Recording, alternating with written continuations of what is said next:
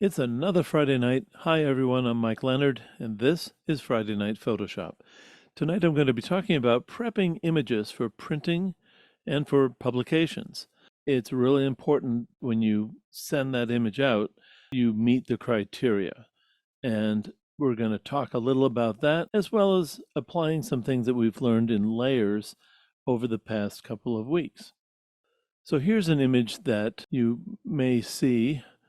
This was one that I had to prep to go to a publication. Now, a lot of publications use newsprint, and that's probably the worst paper of all to put an image onto because it just doesn't reproduce images that well.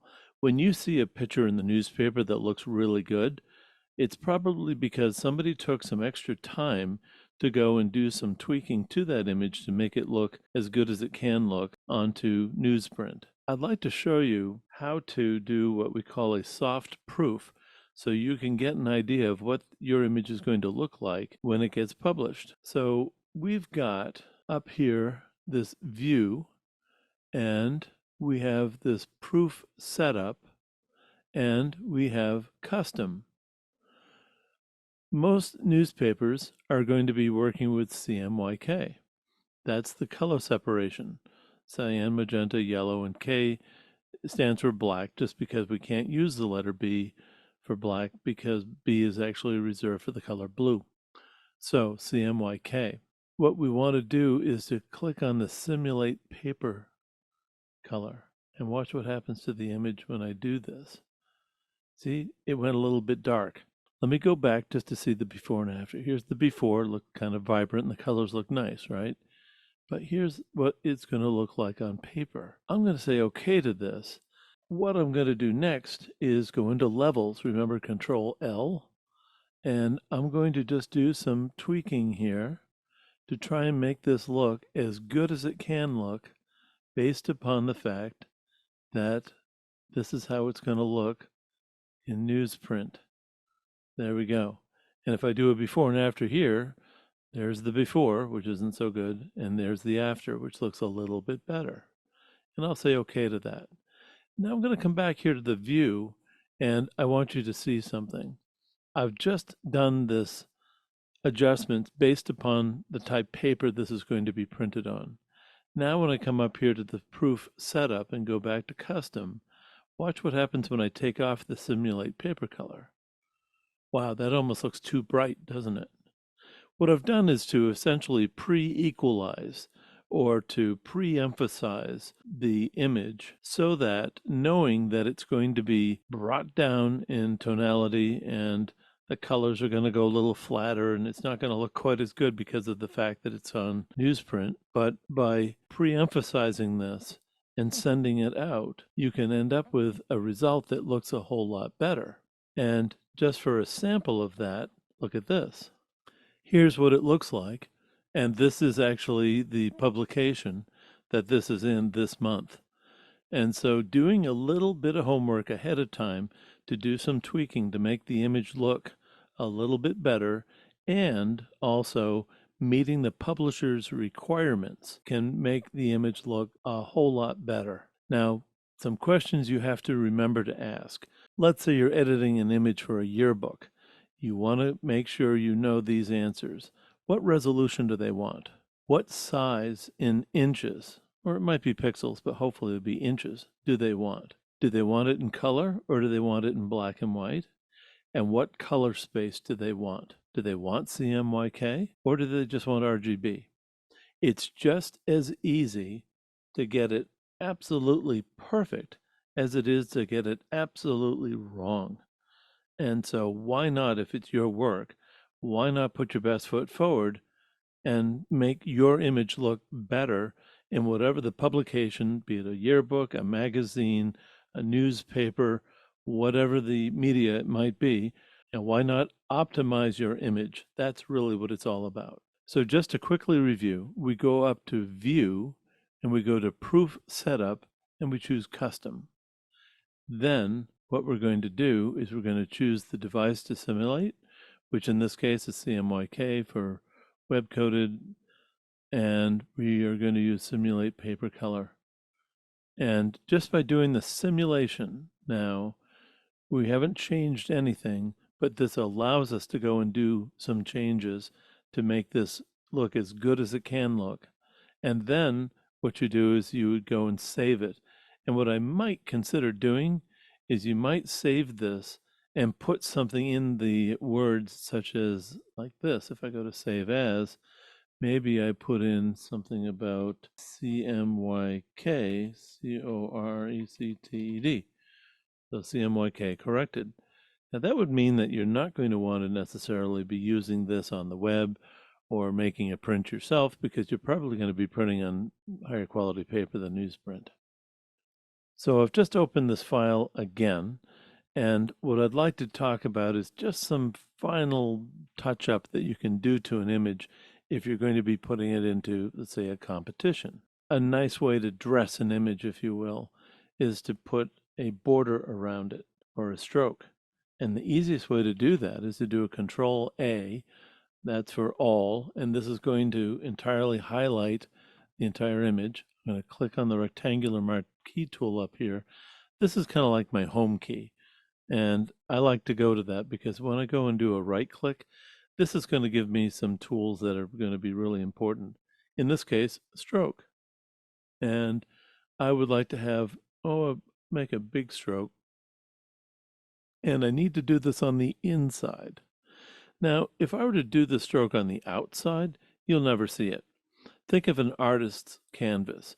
Once the brush leaves that canvas and it's in the air, the paint has nothing to stick to, right? And so if you just paint in the air, nobody's seeing anything. So that's what would be happening here. I could make the width of this 1,000 pixels. You'll never see it because it's out here where there is nothing. If I were to choose center, well, half of this will be on the inside and the other half will be on the outside. So this is really only 5 pixels if I choose center. But I'm going to choose inside. And I'm going to say, let's just put a 10 pixel stroke around in this gray color. I'm not going to use white. I could, but I'm not going to. And I'm not going to use black just because I got black out here. So you're not going to see it. So let's just see what this looks like. And I'll click and say, okay. And now it's really subtle, but if I zoom in on this, you see what I've just done is I've just put this nice little stroke all around the border. And what that's going to do is make it so that when this goes into a competition, that just dresses it up a little bit. It's like putting a mat on an image. By the way, we could put a mat on this. Here's how we could do that. Let's say if we wanted this to be white on the outside. Well, if I come into image and go to canvas size, and if I were to say relative, let's say if I were to add 2 inches, that's going to be 1 inch on either side.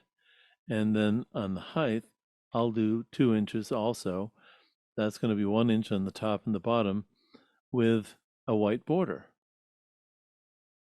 And there's a real quick way to do a mat. And if I wanted to weight this, that's a process where the top margin, the left and right margin are all equal, but the bottom margin is a little bit heavier or there's more. All I have to do is come back up here and go to canvas size. But this time I'm going to choose these little arrows to be pointing down, meaning this is the direction that I'll be growing the mat. And so for the height now, I'll add 1 more inch. And that's going to add 1 inch down below. And watch what happens. Again, I'm doing it in white. I'll do this.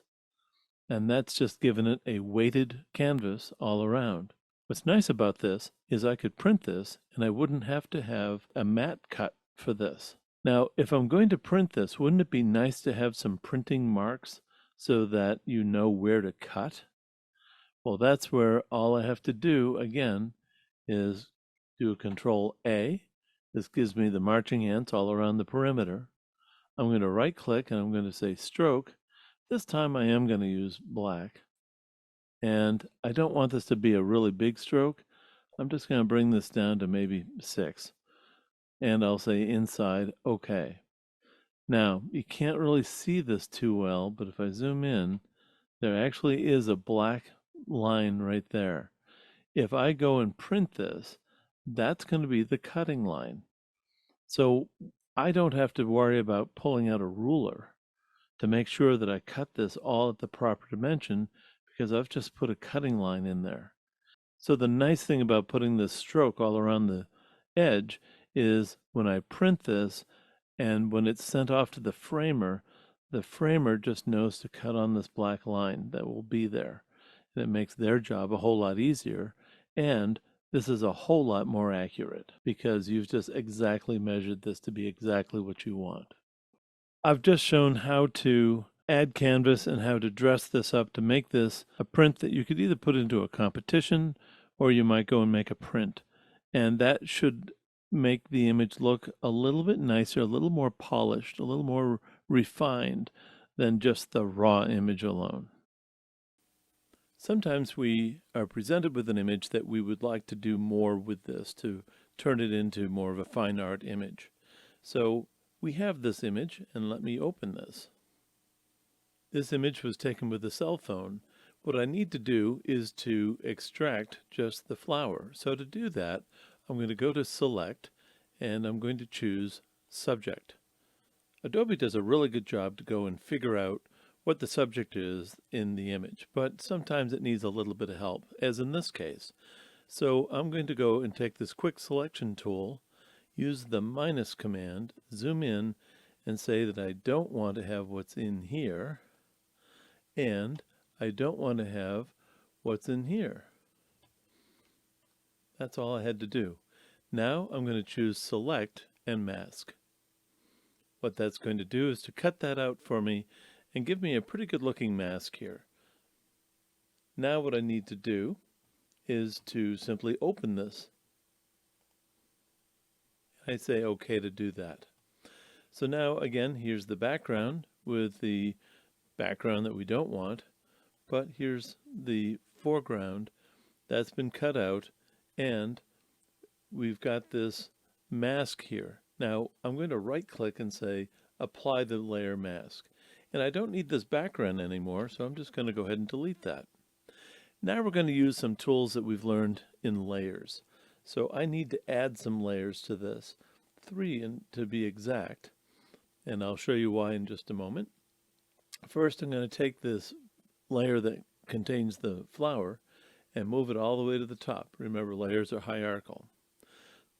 Now that I've got the flower on the top layer, now I need to click on the bottom layer and come over and choose black, which I have chosen. I'm going to use this little paint bucket tool to fill that background with black. The next thing I'd like to do is to create a box and put in a stroke. So I'm choosing the rectangular marquee tool, and I'd like this to be a square, so just a fixed ratio, 2 to 2 will work, and I'm going to draw a box. Now I am moving this box around by holding the space bar down and moving the mouse around by holding the left click on the mouse. And that's where I'd like to have this, so I'm going to just leave it right there.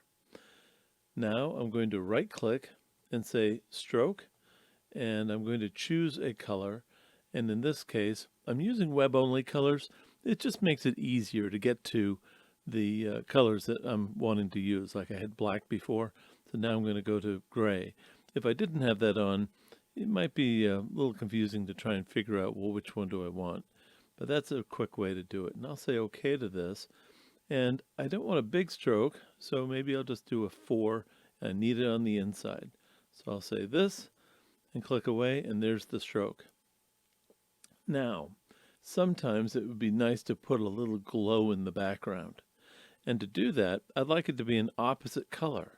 So if I go to this layer that has the flower on it and do a Control-I, that's going to tip this to the reverse, to the opposite colors. Now if I pick up this color picker, and this time I'm going to shut off the web only colors because I am interested in wanting to get some color that's deep in the flower here, maybe this dark green, that would look really nice. And I'll say OK to that. Now I need to do Control-I again, but you'll notice I still have the green over here chosen. So what I want to do next is to make this a elliptical marquee tool and because I have the width and the height being equal, I'm going to come here to this layer number 2, which doesn't have anything in it, and I'm going to simply draw a circle. Now, just like before, I can position the circle just by holding the space bar down, so long as I don't lift my finger off the left click button. So there, I've just done that. Now I'm going to right click and say fill, and I'd like to fill this with the foreground color. Make sure this is not checked. We do not want to preserve transparency here. So I'll say OK to that. And you'll see what I've just done. I've just put this green disk, if you will, in the background. In fact, if I shut this top layer off, you can see there's the disk. Now, I would like to have that be a little bit soft on the edges. So a quick way to do that is go to Filter, and then go to Blur, and Gaussian Blur. And the more I make this, the softer those edges become. You see, now it's looking just like a glow, which is just what I want. Just a glow. And I think I would like to have this maybe be a little bit darker. So if I do a Control U, now I can just take and darken that green, and I can even darken the lightness of that. So it's just a subtle hint, and there it is. Last thing I need to do now is to crop this.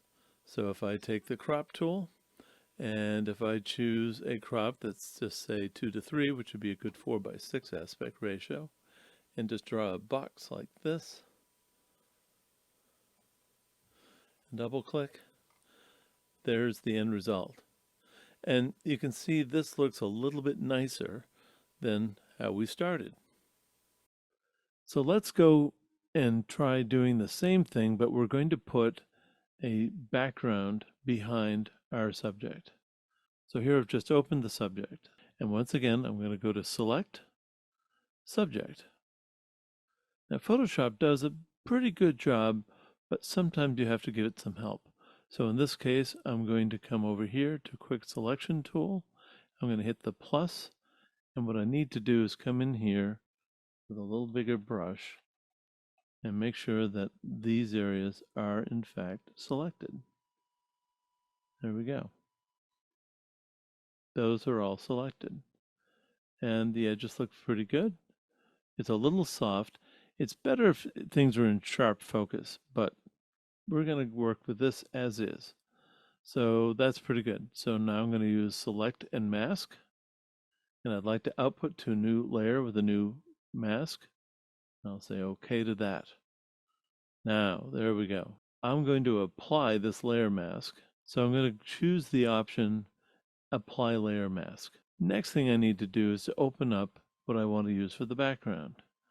And I think we're going to go with this one. So I've just opened what's going to become our background. And this is our foreground. Now remember, anywhere we see this checkerboard, this is transparency. So if I just simply take this and put it over the other, well, we should have this on the background. So I'm going to undock this and move it out of the way.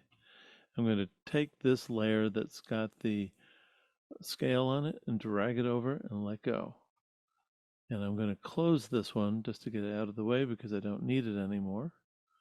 Go back to the rectangular marquee tool and right click and choose Free Transform. And this is where I'm going to make this scale simply fit over that background. Something like that. We'll say OK to that. Now, because this is on its own background, I could take this and do a Control U, and I could darken that background a little bit. Or I could remove some of the saturation to maybe make that be a little more consistent. And again, because this is on its own layer, if I do a Control L, I could lighten that up just a little, just like that, and something like that. So there, I've just made a selection, cutting out this scale, and then I just put it over a background, and I could make that background anything I want. If I wanted to make that background black, look at this. If I just hit plus, and I need to drag this down, And I should be able to hit the letter D for default. That's how we get these color patches to be back to black and white. And if I grab this bucket tool and click in here, that just put black in there for the background. I could even do a blend between this black and this background and have just a hint of the background if I wanted. The options are almost limitless. It really is incredible what you can do. I might want to remove some of the blue that's in here. That's just a personal preference. It would be nice to go on that layer, do a Control U, grab this, just take that out and darken that up a little. And there, I just got rid of that blue cast. So there's a quick primer on prepping images for printing and for printing in publications, and also for dressing up some images just to make them look a little bit nicer. Thanks for joining me. We'll see you again.